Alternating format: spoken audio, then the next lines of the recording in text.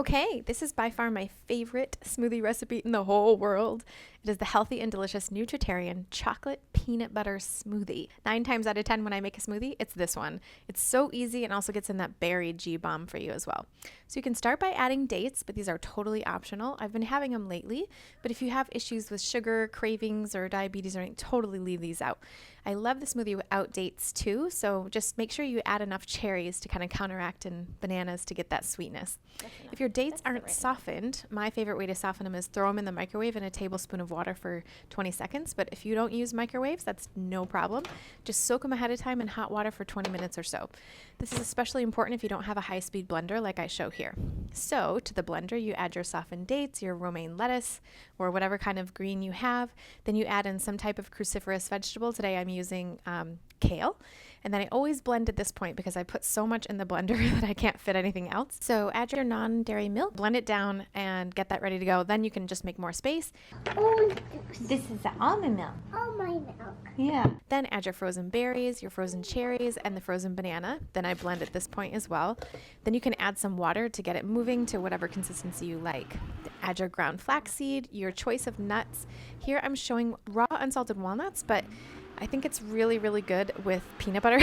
That's like a flavor I was trying to replace when I first started the Nutritarian diet, chocolate peanut butter combination. So you can start off with peanut butter. You can use walnuts like I'm using here. Of course, walnuts are a little bit healthier choice with more omega-3 fatty acids and things like that. But if you're just starting out, maybe just start with peanut butter and see how you like that.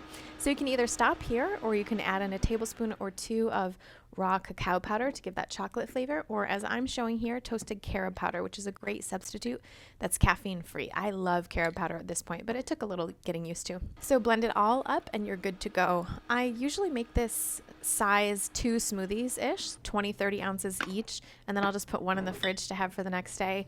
The next day smoothie isn't as great as the fresh one, of course, but I just prefer to save time sometimes. And she said, Mommy, Yes, yes, and mommy. be careful, okay? Be careful. Okay. Be careful, Rob's spinning teacher. Mm-hmm. Okay? Yep. No more hands in there, okay? Don't put your hands in there. You want yours? You want to start too? You want yours? I hope you love that recipe. It is my favorite recipe. I've been a Nutritarian for 7 years and I have had that maybe 30 to 40% of every single morning the last 7 years. It is my favorite, so easy to throw together. So I hope you love it. Let me know. If you need the recipe, the exact recipe for it is at thewateringmouth.com/cheat sheets. As always, you can get all the old recipes too.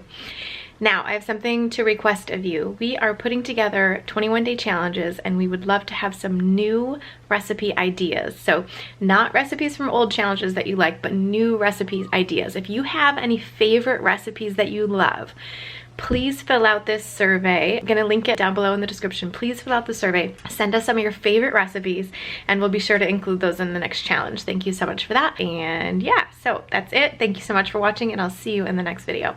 Bye.